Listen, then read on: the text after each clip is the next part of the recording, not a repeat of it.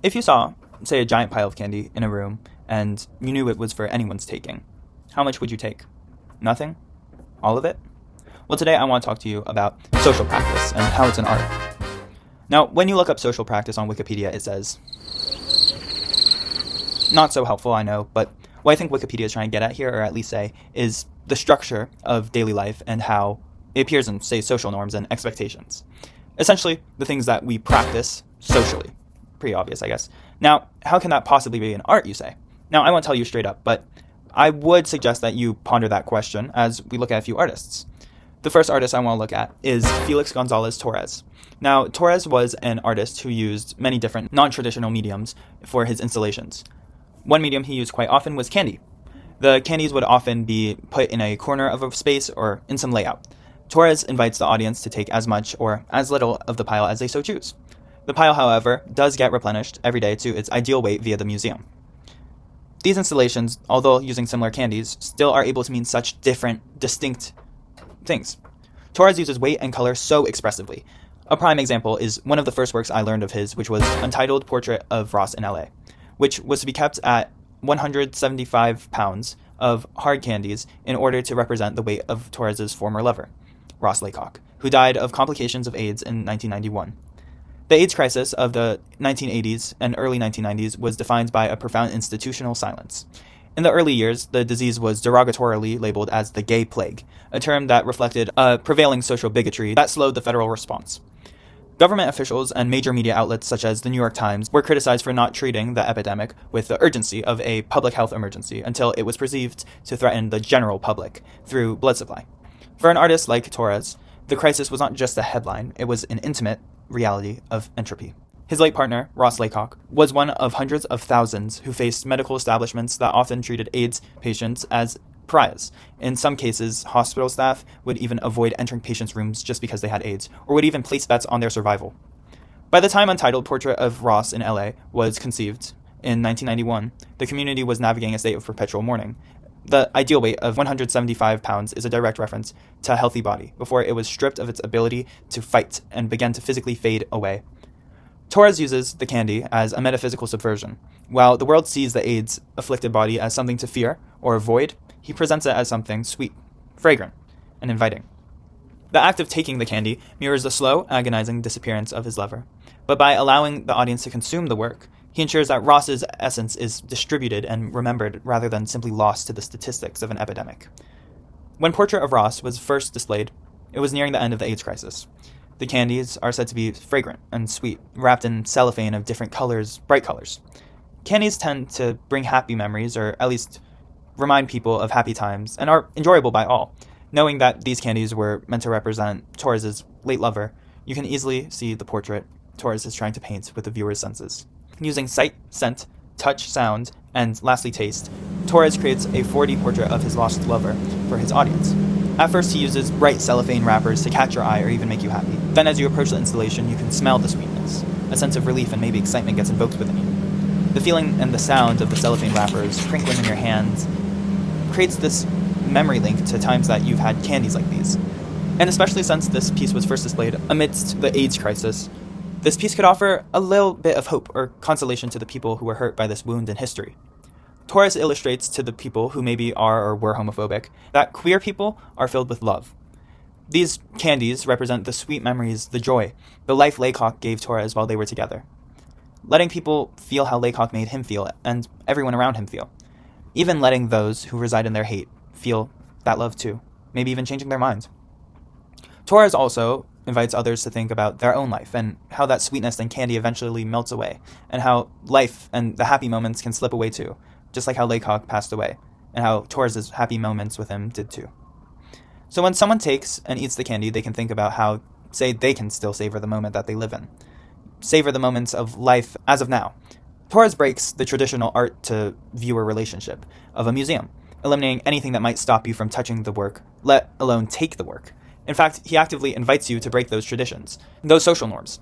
He uses the audience's experience to create a feeling that you might get from just looking at a painting, but now through all of your senses.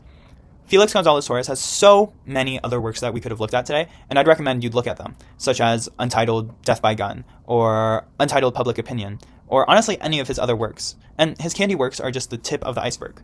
His untitled Go-Go Dancer platform is currently on display, where once a day, a go-go dancer, anytime, goes up to the platform and performs on the stage.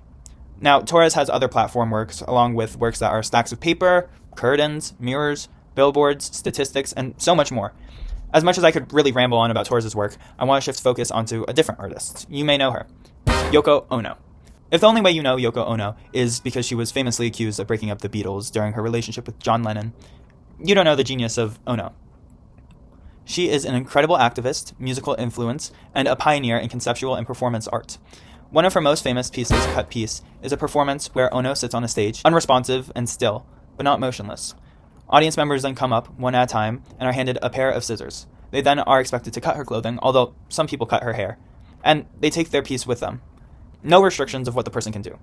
In the article, Remembering Yoko Ono's Cut Piece, by Julia Bryan Wilson, Wilson characterizes the 1964 performance as a reciprocal ballet that shifts power from the artist to the audience by inviting spectators to cut away at her clothing. Ono transforms them from a passive observer into active participants, responsible for either the care or violation of Ono. Brian Wilson argues that while the piece is a landmark of feminist art, which I will get to, exposing the vulnerability of female body, it's also carrying a deep historical weight. Specifically, she connects the image of tattered, shredded fabric to the collective trauma of post-war Japan, suggesting that the performance serves as a haunting physical reminder of the atomic bombings and the stripped state of survivors. I feel that what Wilson wrote is so important to this piece, but I unfortunately won't be covering it otherwise, so I thought it was important to leave that little seed in your mind. Okay, now I'm going to cut deeper into some other points about Cut Piece. By sitting passively, silent, open for anything to happen to her, Ono comments on the female experience, how women are expected to just sit there and take whatever is done to them, and not even talk about it. They were expected to let people take anything from them, payment, dignity, even their own lives, via lowering wages, sexual assault, and murder. With women's rights on the rise at the time, Ono contributed through Cut Piece. Cut Piece also makes viewers question, what would I do if I had power? They could cut a huge piece of her clothing, or a little. They could cut her hair or rip her clothing. They could even touch her however they wanted because there are no actual rules to this piece. I say ruleless, but society's rules control what people think they are able to do. For example, you wouldn't take 20 candies from an unsupervised Halloween bowl, or maybe you would, but in both cases, you know that you would be doing something wrong by taking that many candies. Even though there's no law saying how much candy you can take from an unsupervised candy bowl. Or say how most people don't talk back to elders. Now, there's no law saying that you can't, but societally, or maybe even religiously, it is deemed disrespectful and quote-unquote bad. These are just examples of rules and norms that are created and implemented through social practice. Ono utilizes this in her work to draw contrast between participants. People's judgment of others' decisions, having the participants cut in front of an audience, makes everyone become a performer, subjecting themselves to be a part of the piece. When someone follows social norms, no one will say anything or feel any strong emotions doing so. That being, of course, because it is, after all, the norm, short for normal.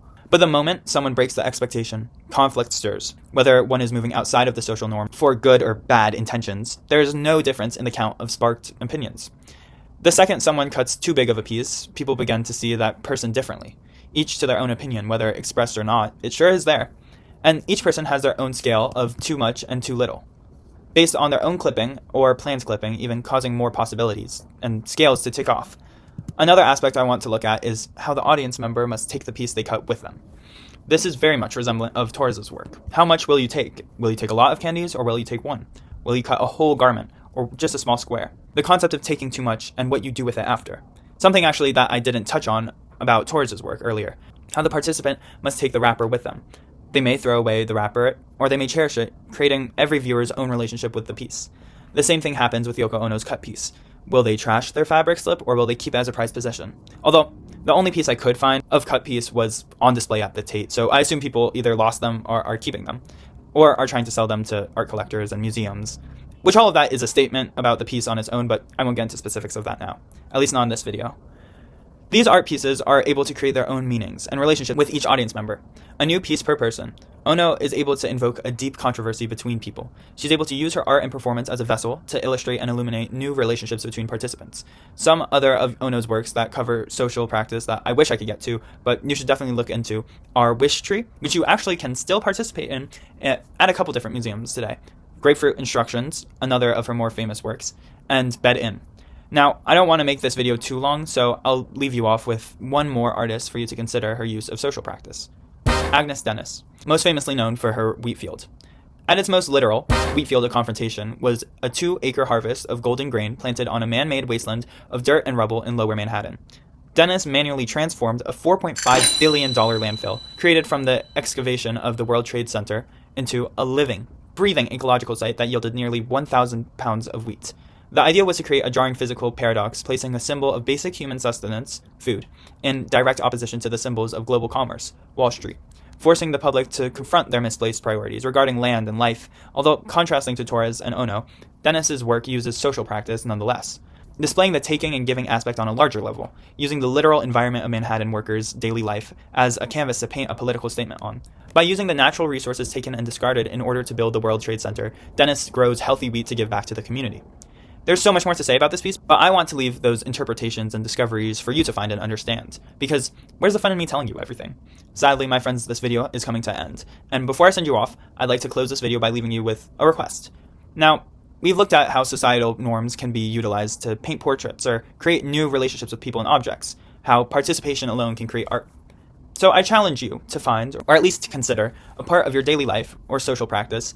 Maybe it's an interaction or a decision or just any moment where you take too much, in any form, and instead now give. Or maybe you don't even have to give. Just try taking less and observe the change it creates. It could be emotionally, socially, bodily, or something else. And if it seems like nothing has changed, I assure you something has. It may not be a change you'll ever see or know about at that, but I assure you the change is there.